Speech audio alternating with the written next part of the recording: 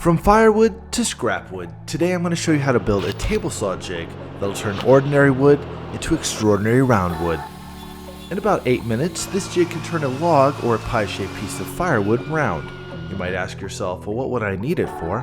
Well, this could be used to make dowels, furniture legs, and even tenons, but I'm using it for BobsCNC's newest CNC, the Revolution. If you want to take your products or gifts to the next level, then definitely check out BobsCNC's Revolution. It's a rotary axis CNC that takes ordinary firewood and scrap wood you have laying around into amazing 3D sculptures. When it comes to the table saw rounding jig, it's not necessary for the Revolution. The Revolution is fully capable of rounding logs as well as scrap wood, it's just not as fast. This rounded log here on the Revolution took me about an hour to round, while over here in the table saw jig, it takes about 8 minutes. Another benefit of making a table saw jig is that actually you can be over there rounding logs, while the CNC is over here cutting 3D sculptures. Let's get into building this jig and I'll show you more of what it can do later in the video. Free plans along with everything you need will be provided in the description below. I start by cutting this 3/8 inch threaded rod into two 6-inch pieces on my metal cutting bandsaw. You could use a hacksaw or an angle grinder, but this is new in my shop, so I gotta show off the new bling bling. Next, it's off to dry fit to give you a better idea of what we're making. It's a key of sorts for one end of the jig so the log can spin.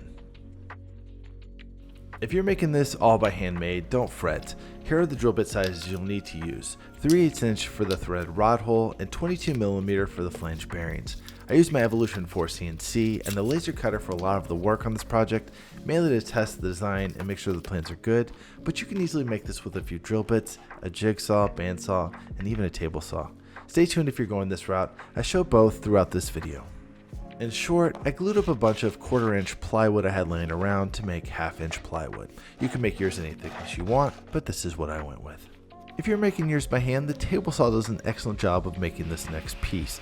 Lower the blade to the height of your cut and use your table saw sled to cut out the unwanted space. This piece will slide back and forth in the box later on 2 rails. Now repeat the cut on the other side.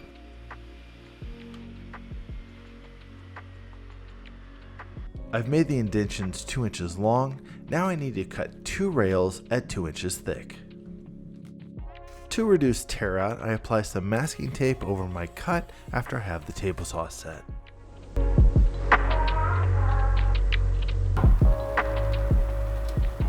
Next, I cut my rails to length on the table saw. Using my Evolution 4, I've cut a slit on both sides of the box. If you don't have a CNC, you could use a router or a jigsaw to make the slit. It doesn't need to be the entire length of the box, it's just allowing us to tighten it down to fit different sizes of logs. Using clamps, I glue up both rails in place and let them dry. If you notice I have 2 center pieces I balance the rails on to help with alignment. You won't have 2 when making your jig, but I have 2 because of demonstration purposes and I made 2. But whipping up something at the same rail height will help with your alignment when you make yours. I drill a hole in order to put a T-nut into the centerpiece and do this on both sides of the board where the slit is and secure it with CA glue. I repeat the same process with a keyway by drilling a hole in it and placing a T-nut in it so it can lock in place when turning a log. I'm ready to attach the sides of this box in the easiest way that I know how is with pocket holes and prayers. Using the shop vac keeps the sawdust to a minimum, and I found that this box was a little tight trying to get the impact into, so my suggestion is to make your pocket holes close to the top and bottom so it's easier to get to. Using the laser cutter, I designed a cutout for the bottom of the box. I found the shavings clogged the dust collector, so maybe pass on this idea. Using a scrap oak board, I cut it to the width of the groove of my table saw. This will be the runner for the jig to slide back and forth. Next, I stack razor blades in the groove to raise up the runner. You don't want the runner to touch the bottom when it slides. Now that the runner is taller, I snap a line where to cut and I'll run it back through the table saw. This now makes the runner flush with the table saw without the razor blades, which is perfect. But we need the box to make contact with it when we glue it up, so the razor blades need to go back into the groove. In order to make sure everything is square, I push the box against the fence and line up the threaded rods with the table saw blade. To prevent a glue mess on your table saw, I wiped on some furniture paste before I did this on the table saw in the areas glue might make contact. This will prevent glue from sticking to it. Glue is typically strong enough for the runners, but it doesn't hurt to countersink a few screws into the end boards just for good measure, as you'll likely have this jig for a long time. Over to the belt sander where I'm making medieval pointy stabby things. Kind of. Using a 3/8" rod, I take it down to a point. I later use T-nuts on both ends of the log, so this may not be necessary.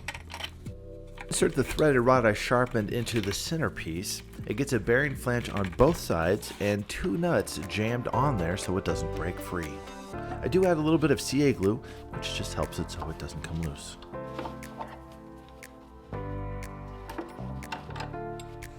Now over to the wooden key we made earlier. I do the same procedures by inserting the other 6-inch threaded rod. It also gets a bearing flange on both sides and 2 nuts jammed on there so it doesn't break free. On the back side I do add a 3rd nut though, as I plan to use an extended socket to make contact here and make the log spin.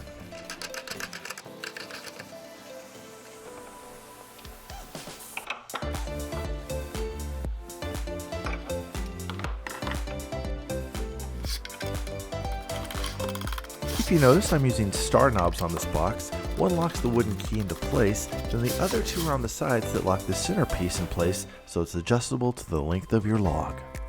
I found the 14mm extended socket and 3 nuts on the back of the wooden key will work perfect for spinning the log. Next I picked up a piece of Lexan to cover the box to keep the sawdust and flying wood chips from smacking me in the face. Lexan is literally unbreakable, so pay the extra bucks for the peace of mind and skip the acrylic. To attach the Lexan, I had to cut a strip of oak to attach the piano hinge to. Using a piece of Lexan, I determined I needed the oak board to be higher than the box, so when the lid closed, it was perfectly flush. To prevent the piano hinge from hopping around on me, I CA glued the hinge in place and then drilled the pilot holes for the screws.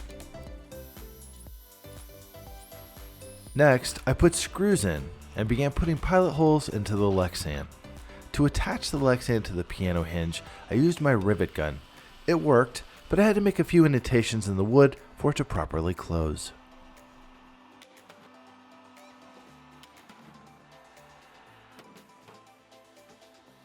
I determined I needed 2 lockdown points for the Lexan, so I drilled a hole over the wooden key and another hole on the back of the box for a second star knob.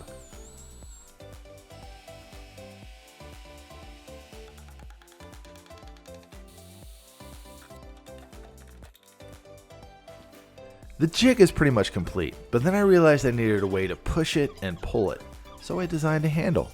And again, using some pocket holes and some prayers, I ended up hitting it with a little bit of wood glue and found a comfortable place to put it on the jig.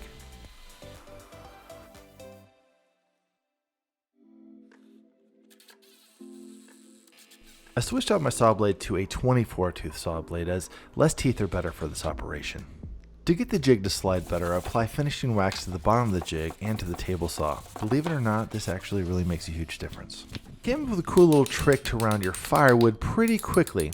If either the wood is too large or to save time by taking off the corners, I found you can use a machete to split the top and the wood will usually split a nice line right down the log. I also found you have to put a square end on both sides of the log. I use a bandsaw to do this, but if you don't, the log starts spinning and it gets pretty wobbly. Next, I need to find dead center on the log on both ends. I 3D printed a squaring jig off of Thingiverse, but I'll include it in the description below if you want to print one for yourself. I'm pretty sure you could just eyeball it and be fine, but this one just kind of gets me in the ballpark area of where center would be. I put T-nuts on both ends of this log, and something you need to make sure that you do is when you drill the hole, make sure it's deep enough that the threaded rod doesn't bottom out, or I'll try to push the T-nut back out of the log. Now it's over to the table saw where I make the first cuts into the jig. I do this by slowly raising up the blade a little at a time until I reach the full height. I made the jig so the blade could never be at full height and could hit the threaded rod. Again, I'm using a 10-inch blade. If you notice, the sawdust was sticking to the Lexan like crazy due to static. I ran inside and grabbed a static sheet from my dryer and wiped it all over the Lexan. Lo and behold, this did the trick and I didn't have any more issues with sawdust clinging to the Lexan.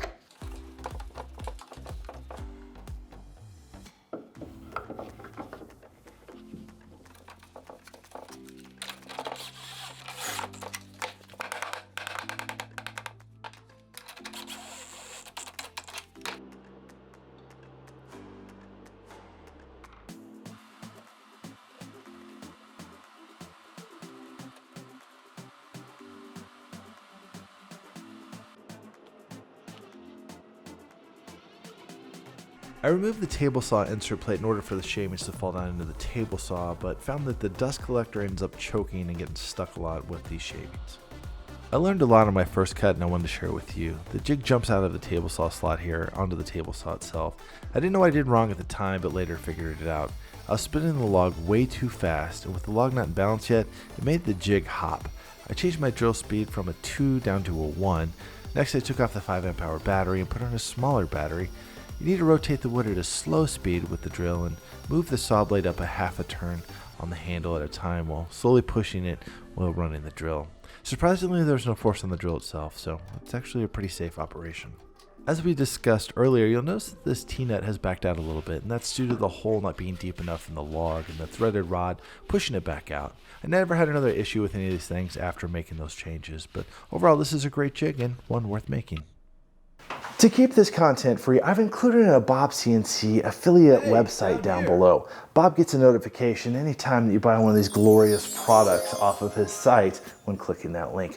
See, I'll get a few pennies, enough to buy a coffee or keep these bits in stock so I can keep making you very cool videos to learn how to use your BobsCNC.